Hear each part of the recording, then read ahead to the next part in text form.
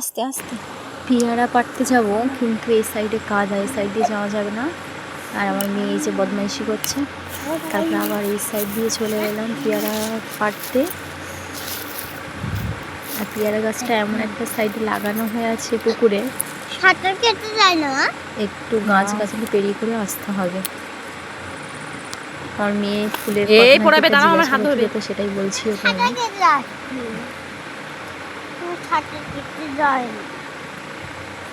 তারপরে যে চলে এলাম পেয়ারা গাছে।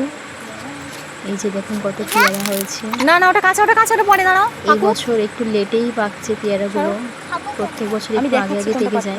সরে যাও, কিন্তু এই বছর ওগুলো কাঁচা, সেদিকে সরে যাও। আর সরো, সেরকম একটা আর সরো, পাকেনি। আরো আছে। তো কিছু কিছু পেকেছে, সেগুলো দেখতেই পারবো। এই যে কোনটা ডাঁশা হয়েছে। হ্যাঁ ওটা দাঁড়াও দাঁড়াও, এখন না, এখন না, দাঁড়াও। এই তো এটা পেকে গেছে, এইটা নাও। সে কখনো আসে না অতটা গাছের এই সাইড, ওকে নিয়ে আসে না, পুকুর আছে বলে।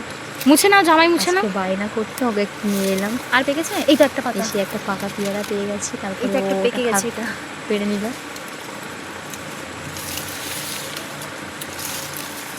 এই যে একটা।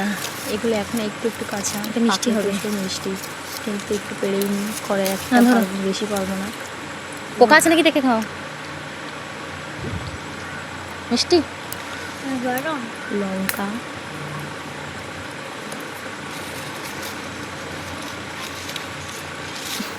ভয়ও লাগছে আমার, এমনি এত দুষ্টু পুকুর সাইডে। আর পেয়ারা গাছটা আমাদের এরকম লাগানো হয়ে আছে একদম পুকুরের ধারের কাছে।